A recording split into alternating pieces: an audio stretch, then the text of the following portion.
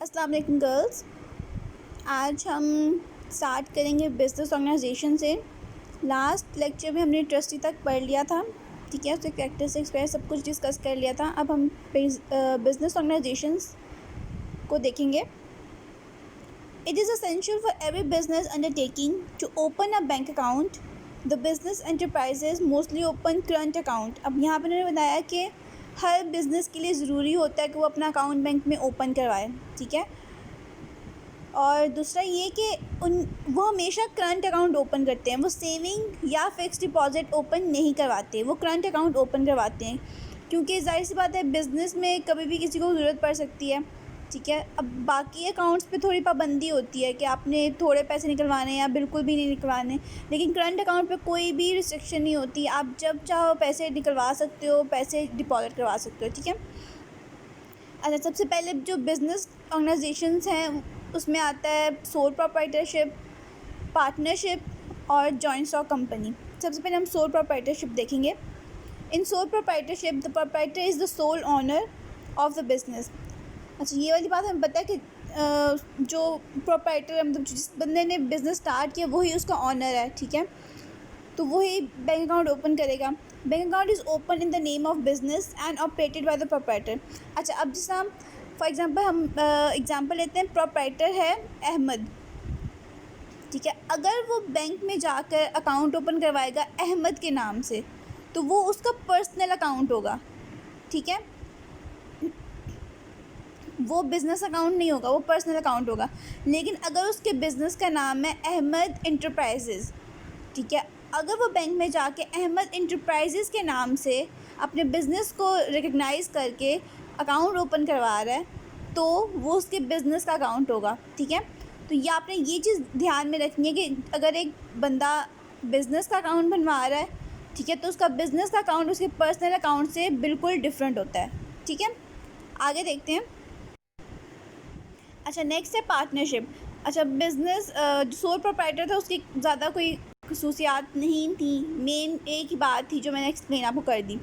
Partnership पे आ जाते हैं। The partners of a business में also open a bank account in the name of firm, not in their own names. अब यहाँ पे भी उन्होंने ये बात कर दी है कि अगर पार्टनरशिप पे कोई बिज़नेस ओपन हो रहा है, ठीक है, पार्टनरशिप बिज़नेस है, तो फॉर एग्ज़ाम्पल अगर 5 पार्टनर्स हैं, ठीक है, तो अब किसी पार्टनर के नाम से अकाउंट ओपन नहीं हो सकता, ठीक है। जैसे हम लोगों ने सोल प्रोप्राइटर में पढ़ा है कि बेशक वो उसी का बिज़नेस है लेकिन वो उसके बिज़नेस की जो रिकग्नाइजेशन है वो अलग होगी, ठीक है। तो इसी तरह पार्टनरशिप में जो है 5 अगर पार्टनर्स हैं तो वो क्या करेंगे, अपने बिज़नेस के नाम से अकाउंट ओपन करवाएंगे, ठीक है। वो अपने उनमें से 5 में से कोई एक अपने नाम से अकाउंट ओपन नहीं करवा सकता। The account is operated according to the partnership deed. अच्छा, अब जो हम लोगों ने पार्टनरशिप करने से पहले एक पार्टनरशिप डीड बनाई होती है जिसके अंदर सब लिखा होता है, कौन बिज़नेस को ऑपरेट करेगा, कौन क्या करेगा, क्या रिस्पॉन्सिबिलिटी है, मतलब कौन ऑथराइज पर्सन होगा। उसके अकॉर्डिंगली बैंक अकाउंट को भी ऑपरेट वही करेगा जो ऑथराइज पर्सन होगा। Usually one of the partners or 2 or more of them jointly are empowered to operate the bank account. अब यहाँ पर ये बता रहे हैं कि एक या तो 5 में से कोई एक बंदा रिस्पॉन्सिबल होगा अकाउंट को चलाने के लिए या फिर 2 होंगे, ठीक है। मतलब वो डिसाइड कर लिया जाता है अकाउंट ओपन करने से पहले ही कि कौन कौन से बंदे ऐसे हैं जो अकाउंट ऑपरेट कर सकते हैं, ठीक है। अच्छा, इसके कैरेक्टरिस्टिक्स क्या है। All the partners of firm have to sign the account opening form and specimen signature card. अच्छा, जब आप लोग अकाउंट ओपन कर रहे हो तो जो अकाउंट ओपनिंग फॉर्म है और स्पेसिमेन सिग्नेचर कार्ड उस पर हर पार्टनर के साइन होने चाहिए। अब अगर कोई ऐसी फर्म है जिसके 20 पार्टनर हैं तो 20 के 20 आकर साइन करेंगे तो वो अकाउंट ओपन हो सकता है, ठीक है। बिना मतलब जितने भी पार्टनर्स हैं सबकी परमिशन चाहिए होती है, सबको वहाँ पे आना पड़ता है। अगर नहीं आएंगे तो अकाउंट ओपन नहीं हो पाएगा। At the time of opening the account the firm has to provide a copy of partnership deed to the bank. जब आप अकाउंट ओपन करवा रहे हो अपने बिज़नेस का, अपनी फर्म का, ठीक है, तो आपको पार्टनरशिप डीड भी प्रोवाइड करनी होगी कि सच में ऐसा कोई मुआहदा हुआ भी था या नहीं, ठीक है। All the partners can jointly operate the account. अच्छा, हर कोई मिल के अकाउंट को ऑपरेट कर सकता है, ठीक है, लेकिन अगर उन्होंने आप लोगों ने डिसाइड ही किया है बैंक के साथ मिलके तो If the firm gets loan or overdraft, then all the partners shall the responsible for its repayment. अच्छा, अगर फर्म के नाम पर, मतलब आपके बिज़नेस के नाम पर जो पार्टनरशिप बिज़नेस था उसके ऊपर अगर हम लोगों ने कोई लोन लिया है तो उसको वापस करने की रिस्पॉन्सिबिलिटी सिर्फ एक बंदे की नहीं होगी जिसने लोन निकलवाया है, सबकी होगी, जितने भी पार्टनर्स होंगे, ठीक है। Insolvency of partner dissolves the partnership. Similarly, if the authorized person becomes insolvent, then the bank does not make payment of checks drawn by him.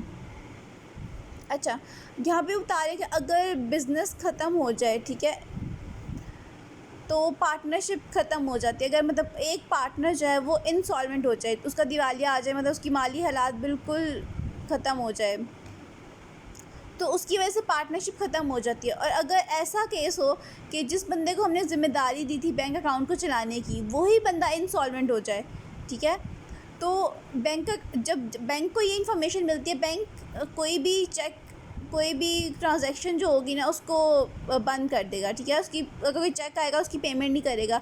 ATM से पैसे निकलवाना चाहेंगे, एटीएम से पैसे नहीं निकलवा सकते।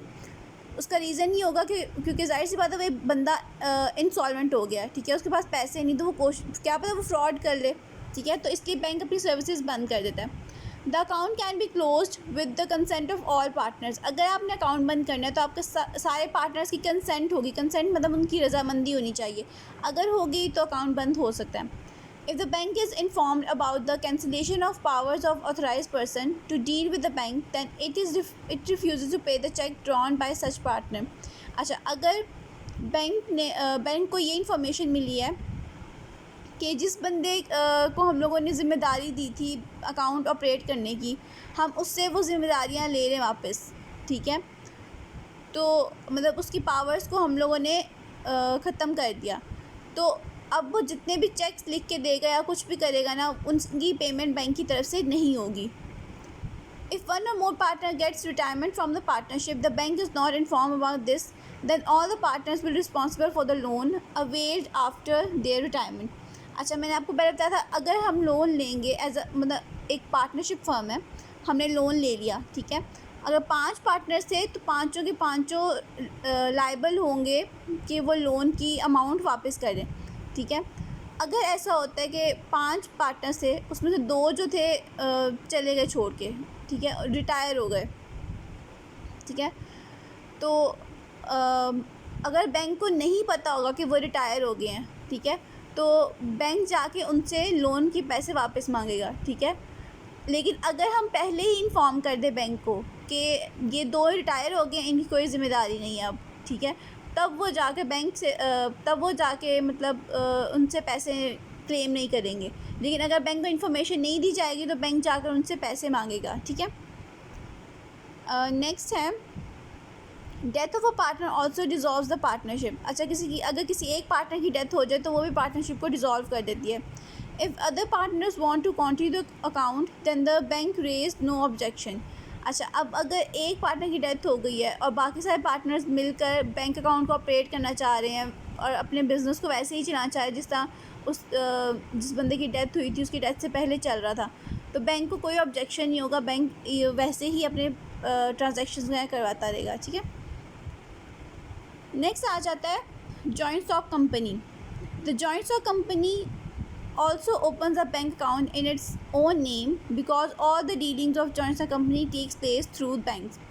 अच्छा, जॉइंट स्टॉक कंपनी अपने ही नाम का बैंक अकाउंट बनवाता है, ठीक है, और क्योंकि जाहिर सी बात है हम लोगों ने एक चीज़ पढ़ी थी कि ये आर्टिफिशियल पर्सन होता है, ठीक है, तो उसके नाम का ही अकाउंट बनेगा, ठीक है, और बिज़नेस डीलिंग को वो ही देखेगा सारा, ठीक है। A director or other officials of the company as per provisions of the article of association operate the account. जैसा आर्टिकल ऑफ एसोसिएशन में मेंशन होगा और जो कंडीशंस वहाँ पे होंगी उसके अकॉर्डिंगली कोई डायरेक्टर या कोई बड़ा ऑफिशियल यानी मतलब ऑफिसर वगैरह कोई जो बड़ा होगा, CEO हो सकता है, ठीक है, वो कंपनी अकाउंट को चलाएगा, ठीक है, वो उसके लिए रिस्पॉन्सिबल होगा। अच्छा, इसके कैरेक्टरिस्टिक्स हैं joint stock company can open only current account with bank. अच्छा, ये वाली बात पहले हमने देख ली कि जितने भी बिजनेस ऑर्गेनाइजेशंस हैं वो सिर्फ करंट अकाउंट ही ओपन करवा सकते हैं।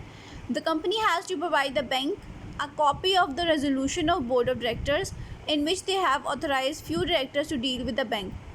अच्छा, अब यहाँ पर उन्होंने बोला कि resolution of board of directors, ठीक है, जो बोर्ड ऑफ डायरेक्टर्स की मीटिंग होती है उसके अंदर जो उन्होंने एक रेजोल्यूशन पास की होती है उसकी कॉपी देनी है, ठीक है, और उसके अंदर ये मेंशन किया जाता है कि कौन कौन सा ऐसा शख्स है जो इस बैंक अकाउंट को ऑपरेट कर सकता है, इसको चला सकता है, ठीक है, ताकि बैंक को पता हो कि कौन चेक लिख सकता है. Next, the director authorise to operate the account should sign the application form of account opening. अच्छा, अब जो भी डायरेक्टर या डायरेक्टर्स, ठीक है, एक भी हो सकता है, दो भी हो सकता है, 5 भी हो सकते हैं, ठीक है, जितने भी ऑथराइज पर्सन होंगे वो आकर अकाउंट ओपनिंग फॉर्म पे अपने साइन करेंगे और स्पेसिमेन सिग्नेचर कार्ड पे भी, ठीक है. When a company opens an account with a bank, then it has to provide memorandum of association.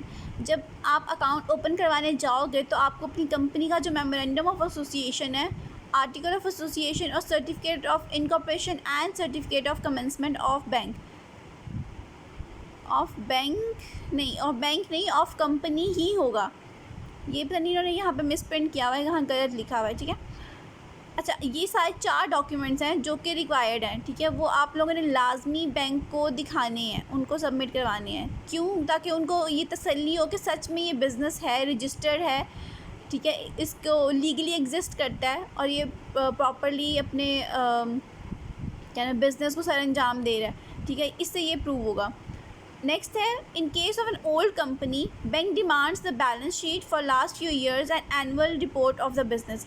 अच्छा, वो जो पहला वाला पॉइंट है ना, उसमें ये है कि अगर आपका नया बिज़नेस स्टार्ट हुआ है तब आपने वो 4 डॉक्यूमेंट्स देने हैं. अगर आपका बिज़नेस पुराना है, ठीक है, तो आप लोगों ने क्या करना है, पिछले 5 सालों की, मोस्टली 5 सालों का ही होता है, ठीक है, या फिर जितना बैंक जितनी रिक्वायरमेंट बैंक बताएगा आपको, ठीक है, तो पिछले कुछ सालों की जो बैलेंस शीट है आपकी, ठीक है, और एनुअल रिपोर्ट्स हैं कि आपका बिज़नेस कैसा जा रहा है, आपके बिज़नेस की कंडीशन क्या है, बहुत अच्छा प्रॉफिट हो रहा है, लॉस हो रहा है क्या, वो सारी जो एनुअल रिपोर्ट्स हैं वो सारी उनको हमने बैंक को दिखानी होंगी. तो बैंक उसको देख के डिसाइड करेगा कि वो आपका अकाउंट ओपन करेगा भी या नहीं. Bank makes payment of those cheques only which are signed by the authorised director. अच्छा, अब जिस बंदे को हमने अथॉरिटी दी हुई है सिर्फ वो साइन करके भेजेगा चेक तो पेमेंट होगी. अगर उसके अलावा किसी ने साइन करके चेक भेजा तो पेमेंट नहीं होगी. The company is responsible for all the dealings of authorised director. अच्छा, जितनी भी डीलिंग्स हो रही हैं, ठीक है, उसके लिए कंपनी रिस्पॉन्सिबल, मतलब जितने भी चेक्स लिखे गए हैं डायरेक्टर की तरफ से उसका रिस्पॉन्सिबल कंपनी होगी, ठीक है. क्यों? क्योंकि कंपनी अथॉरिटी दी है ना डायरेक्टर को. If a loan or overdraft is taken by the director for the company, then the company is responsible to repay the amount. अगर डायरेक्टर ने कंपनी के लिए लोन लिया है तो कंपनी ही वो लोन वापस करेगी, ठीक है, डायरेक्टर नहीं करेगा. If the director of the company are not satisfied with the performance of bank, then it can close the bank account.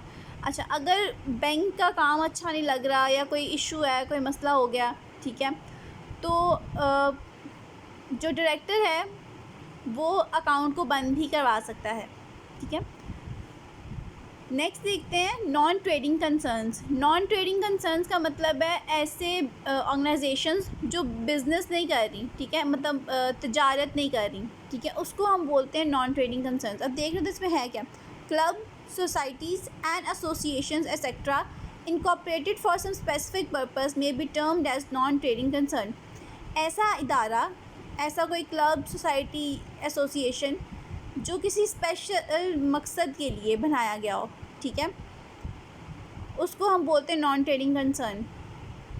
अब जिस अगर हम ऑर्फनेजेस की बात करें, ठीक है, ओल्ड हाउसेस की बात करें, ठीक है, जिस तरह ईडी सेंटर है, ठीक है, ये नॉन ट्रेडिंग कंसर्न है.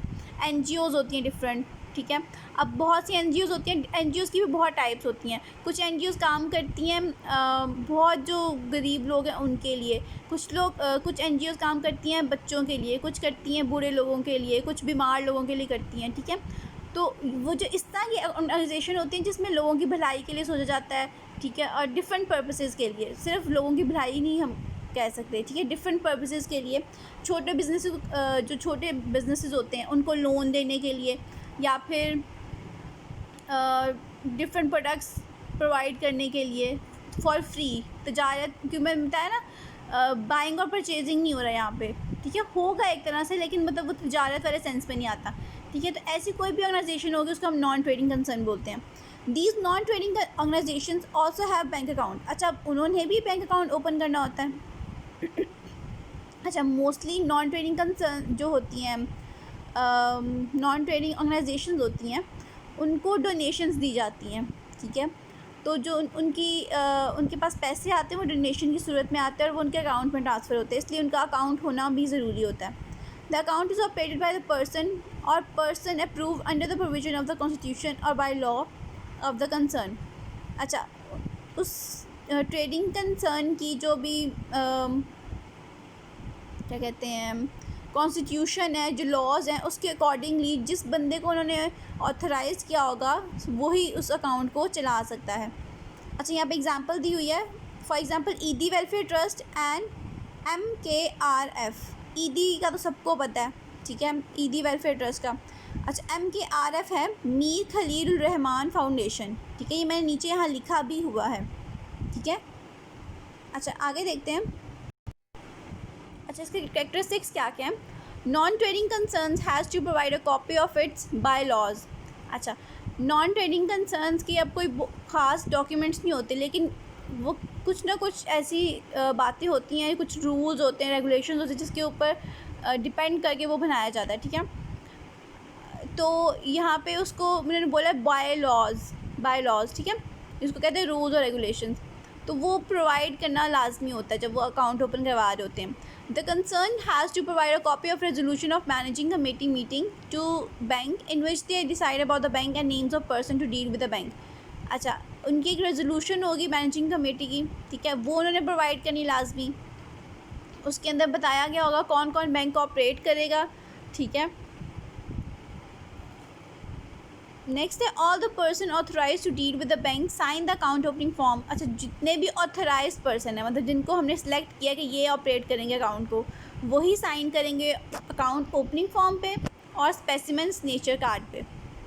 If the authorise person dies then bank stops the payment of cheque of the concern till the appointment of new authorise person. अगर हमने ऐसे इंसान को अपॉइंट किया हुआ था जो थोड़े अरसे बाद जिसकी डेथ हो जाती है, तो बैंक जो है सारी पेमेंट्स को रोक देगा, ठीक है, जब तक हम नया बंदा हायर नहीं कर लेते ऑथराइज पर्सन, ठीक है, और बैंक को इन्फॉर्म नहीं कर देते कि वो जो जिस बंदे की डेथ होगी तो उसकी जगह हमने इसको अपॉइंट किया है, ठीक है। Such institutions are not authorise to make any agreement with the bank. अच्छा, ऐसे इंस्टीट्यूशंस को अलाउ नहीं होता वो बैंक के साथ कोई भी एग्रीमेंट बना करें, ठीक है। Therefore the bank does not provide overdraft facility to them. इसीलिए बैंक उनको ओवरड्राफ्ट फैसिलिटी नहीं देता। अच्छा, लास्ट पॉइंट है, if the authorized persons have their individual accounts with the same bank, then the bank should take proper care when they deposit money due to the possibility of wrong posting। अच्छा, अब वो कह रहे हैं कि जिस तरह मैंने आपको पहले एग्जांपल दी थी, एक बंदा है अली, ठीक है, उसका अकाउंट भी HBL में है, ठीक है, और जिस ऑर्गेनाइजेशन में, जिस NGO में वो काम कर रहा है, उसका अकाउंट भी किस में है, HBL में ही है, ठीक है, एक ही ब्रांच के अंदर, ठीक है। तो गलती हो सकती है ना बैंक से कि अगर फॉर एग्जांपल वो अपना चेक लेके गया हो कि मेरे अकाउंट में जमा कर दें और वो लोग गलती से NGO वाले अकाउंट में जमा कर दें, ठीक है, तो ये मिस्टेक हो सकती है। तो उन्होंने कहा है कि इसलिए बैंक को फिर बहुत ध्यान रखना पड़ता है जब एक ही बैंक में, एक ही ब्रांच के अंदर एक बंदे के 2 अकाउंट्स हों, ठीक है, तो पोस्टिंग गलत भी हो सकती है। अच्छा, नेक्स्ट है semi government organisations and local bodies. अच्छा, जो सेमी गवर्नमेंट ऑर्गेनाइजेशंस हैं उनके बारे में, सेमी गवर्नमेंट ऑर्गेनाइजेशंस लाइक वापटा, KDA, KESC, ठीक है। अब इनकी एब्रीविएशंस मैंने नीचे यहाँ पे एरो लगा के नीचे लिखी हुई हैं। KDA है कोहाट डेवलपमेंट अथॉरिटी और KESC है Karachi electricity supply corporation. The local bodies like Karachi Metropolitan Corporation, District Council also keep bank accounts। अच्छा, जितनी भी ये लोकल बॉडीज़ हैं और सेमी गवर्नमेंट ऑर्गेनाइजेशंस हैं, ये भी अपने अकाउंट बैंक में रखवाती हैं, ठीक है, ओपन करवा लेती हैं। Officials of organisation as per rules and regulation operate these account, जो उनके बड़े ऑफिसर्स होंगे वही अकाउंट को ऑपरेट करेंगे। Status of such account is like the status of an individual customer account. अच्छा, उन अकाउंट्स को ऐसे ट्रीट किया जाता है कि जैसे किसी इंसान के अकाउंट को ट्रीट कर रहे होते हैं, ठीक है, उनका स्टेटस सेम होता है। Therefore, all the facilities enjoyed by an individual customer, a government institution can also avail। अच्छा, वो सारी फैसिलिटी जो एक इंडिविजुअल कस्टमर को दी जाती हैं वो सारी की सारी फैसिलिटीज़ गवर्नमेंट इंस्टीट्यूशन को दी जाती हैं। अच्छा, अब इसके आगे देखो, इसके कैरेक्टरिस्टिक्स नहीं दिए, क्यों नहीं दिए? अब उन्होंने आखिरी लाइन में बता दिया है, जो एक इंडिविजुअल कस्टमर को फैसिलिटीज़ मिलती हैं वही गवर्नमेंट इंस्टीट्यूशन को मिलती हैं। तो जो इंडिविजुअल कस्टमर जो हमने सबसे पहले पढ़ा था, जो उसके कैरेक्टरिस्टिक्स होंगे वही इसके कैरेक्टरिस्टिक्स होंगे, ठीक है, इसलिए यहाँ पर उन्होंने अलग से इसके कैरेक्टरिस्टिक्स नहीं दिए। अच्छा, ये था आपका चैप्टर, ये लास्ट टॉपिक था, ये आपका ख़त्म हो गया। नेक्स्ट लेक्चर से हम लोग नया चैप्टर स्टार्ट करेंगे इंशाल्लाह।